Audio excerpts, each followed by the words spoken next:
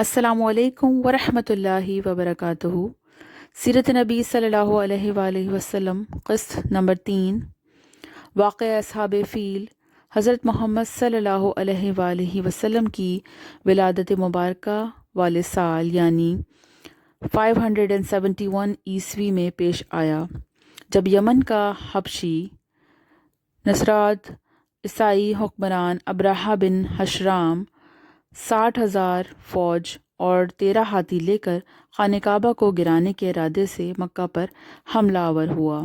ابرہہ بن حشرام آغاز میں ایک عیسائی فوج کا ایک سردار تھا، جو شاہ حبشہ نے یمن کی حمیری نسل کی یہودی فرمانروا یوسف ذونواس کی عیسائیوں پر ظلم و ستم کے بدلے لینے کو بھیجی، جس نے 525 عیسوی تک اس پورے علاقے پر حبشہ حکومت کی بنیاد رکھ دی۔ ابرہہ بن حشرام رفتہ رفتہ ترقی کی منازل طے کرتے ہوئے بالآخر یمن کا خود مختار بادشاہ بن بیٹھا، لیکن بکمال چالاکی سے اس نے برائے نام شاہ حبشہ کی بالادستی بھی تسلیم کیے رکھی تھی اور اپنے آپ کو نائب شاہ حبشہ کہلاتا رہا۔ ابرہہ ایک کڑک متعصب عیسائی تھا۔ اپنا اقتدار مضبوط کر لینے کے بعد اس نے عربوں میں عیسائیت پھیلانے کی سوچی، جبکہ اس کا دوسرا ارادہ عربوں کی تجارت پر قبضہ جمانا تھا۔ اس مقصد کے تحت اس نے یمن کے دارالحکومت صنعاء میں ایک عظیم الشان کلیسا گرجا گاہ تعمیر کرایا، جسے عرب مورخین القیالاس یعنی یونانی کلاسیا کہتے ہیں۔ اس کلیسا کی تعمیر سے اس کے دو مقاصد تھے، ایک تو عیسائیت کی تبلیغ کر کے عربوں کے حج کا رخ خانہ کعبہ سے اپنے کلیسا کی طرف موڑنا تھا، اور اگر وہ ایسا کرنے میں کامیاب ہو جاتا تو اس کا دوسرا نتیجہ یہ نکلتا کہ عربوں کی ساری تجارت جو ابھی تک خانہ کعبہ کی وجہ سے عربوں کے پاس تھی، وہ یمن کے حبشی عیسائیوں کے ہاتھ آ جاتی۔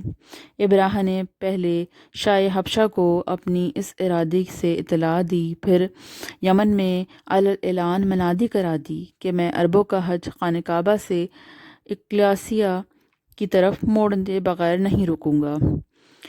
اس کے اس اعلان پر غضبناک ہو کر ایک عرب نے کسی نہ کسی طرح ابرہہ کے گرجا میں گھس کر رفع حاجت کر ڈالی۔ اپنا کلیسا کی اس توہین پر ابرہہ نے قسم کھائی کہ میں اس وقت تک چین سے نہیں بیٹھوں گا جب تک خانہ کعبہ کو گرا نہ دوں۔ اس کے بعد سن 570 عیسوی کے آخر میں وہ 60,000 فوج اور 13 ہاتھی، جس میں ہاتھی لے کر یمن سے مکہ پر حملہ آور ہونے کے ارادے سے نکلا۔ راستے میں دو عرب سرداروں نے اس کا مقابلہ کرنے کی کوشش کی، مگر شکست کھائی اور ابرہہ کسی طوفان کی طرح مکہ کی مسافاتی مقام المقمص میں پہنچ گیا۔ یہاں ابرہہ کے لشکر نے پڑاؤ ڈالا۔ جب چند دستوں نے اس کے اس حکم پر مکہ کے قریب میں لوٹ مار کی اور اہل تہمہ اور قریش کے بہت سے مویشی بھی لوٹ لیے، جن میں مکہ کے سردار اور آپ صلی اللہ علیہ وآلہ وسلم کے دادا حضرت عبد المطلب بن ہاشم کے 200 اونٹ بھی تھے۔ اس کے بعد ابرہہ نے ایک الچی مکہ کے سردار حضرت عبد المطلب کے پاس بھیجا اور اس کے ذریعے اہل مکہ کو پیغام دیا کہ میں تم سے لڑنے نہیں آیا ہوں، بلکہ اس گھر یعنی خانہ کعبہ کو گرانے آیا ہوں۔ اگر تم نہ لڑو تو میں تمہاری جان و مال سے کوئی تصرف نہیں کروں گا۔ حضرت عبد المطلب نے جواب دیا، ہم میں ابرہہ سے لڑنے کی طاقت نہیں ہے۔ خانہ کعبہ اللہ کا گھر ہے، وہ چاہے تو اس گھر کو بچا لے۔ اور الچی نے کہا، آپ میرے ساتھ ابرہہ کے پاس چلیں۔ وہ اس پر راضی ہو گئے۔ حضرت عبد المطلب بہت خوبصورت اور شاندار شخصیت کے مالک تھے۔ ابراہا ان کی مردانہ وجاہت سے اتنا متاثر ہوا کہ اپنے تخت سے اتر کر ان کے پاس آ کر بیٹھ گیا۔ پھر آپ سے پوچھا کہ آپ کیا چاہتے ہیں؟ انہوں نے فرمایا، میرے جو اونٹ آپ نے پکڑ لیے ہیں، میں اپنے ان اونٹوں کو ان کی واپسی چاہتا ہوں۔ ابراہا کو ان کی بات سن کر سخت تعجب ہوا اور کہنے لگا، آپ مجھ سے اپنے 200 اونٹوں کی واپسی کا مطالبہ تو کر رہے ہیں، مگر اس بیت اللہ کا ذکر نہیں کرتے جو آپ کے اور آپ کے آباء و اجداد کے دین کی بنیاد ہے۔ میں اسے گرانے آیا ہوں، مگر آپ کو اس کی کوئی فکر ہی نہیں ہے۔ یہ سن کر حضرت عبد المطلب نے کہا، ان اونٹوں کا مالک میں ہوں، اس لیے آپ سے ان کی واپسی کی درخواست کر رہا ہوں۔ رہا یہ گھر، تو اس گھر کا مالک اللہ ہے، وہی اس کی حفاظت خود فرما لے گا۔ ابراہا نے متکبرانہ انداز میں کہا، کعبہ کو آپ کر اللہ بھی مجھ سے نہیں بچا سکے گا۔ حضرت عبد المطلب نے جواب دیا، یہ معاملہ آپ جانے اور اللہ، لیکن یہ اس کا گھر ہے اور آج تک اس نے کسی کو اس پر مسلط ہونے نہیں دیا۔ یہ کہہ کر وہ ابراہا کے پاس سے اٹھ گئے اور ابراہا سے اپنے اونٹ واپس لے کر مکہ چلے گئے۔ قریش اتنی بڑی فوج سے لڑ کر کعبہ کو بچانے کی طاقت نہیں رکھتے تھے، لہٰذا حضرت عبد المطلب نے انہیں کہا کہ آپ سب اپنے بال بچے مال مویشی لے کر پہاڑوں میں چلے جائیں تاکہ ان کا قتل عام نہ ہو۔ پھر وہ قریش کے چند سرداروں کے ساتھ حرم کعبہ پہنچے اور اللہ کے حضور اپنی کمزوری کا اظہار کر کے دعائیں مانگی کہ وہ اپنے گھر کی خود حفاظت فرمائے۔ مورخین نے حضرت عبد المطلب کے جو دعائیہ اشعار نقل کیے ہیں وہ کچھ اس طرح ہیں، الہی، بندہ اپنے گھر کی حفاظت کرتا ہے تو بھی اپنے گھر کی حفاظت فرما۔ کل ان کا سلیب اور ان کی تدبیریں تیری تدبیر پہ غالب نہ آنے پائیں۔ سلیب کی آل کے مقابلے پر آج اپنی آل کی مدد فرما۔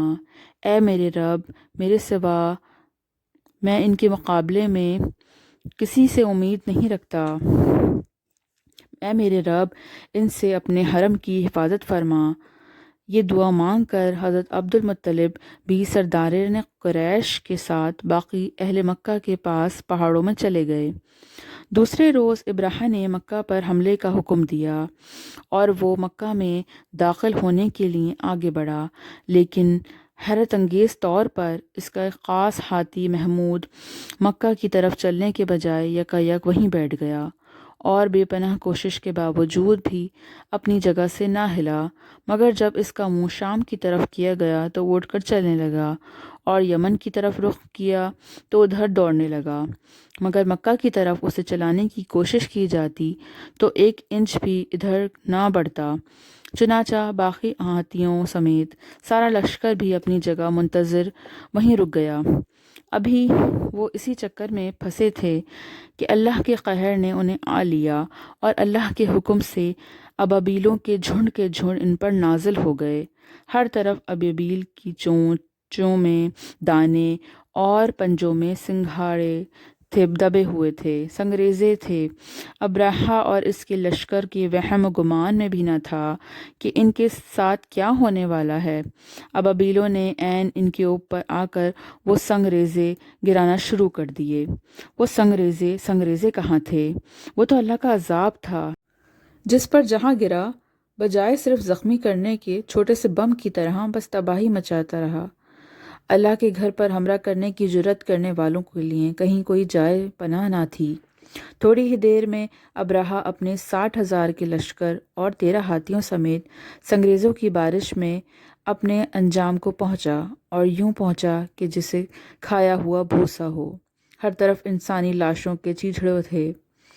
یہ واقعہ 571 عیسوی میں محرم کے مہینے میں مزدلفہ اور منی کے درمیان وادی محصب کے قریب محصر کے مقام پر پیش آیا۔ جس سال یہ واقعہ پیش آیا اہل عرب اسے عام فیل کہتے ہیں، جبکہ اسی سال اس واقعے کے 50 دن بعد آپ صلی اللہ علیہ وآلہ وسلم کی ولادت مبارکہ ہوئی۔ آپ سب سے دعاؤں کی درخواست ہے، اللہ ہم سب کو دین حق پر چلنے کی توفیق عطا فرمائے، آمین ثم آمین۔ آئندہ قسط انشاءاللہ، اللہ نگہبان۔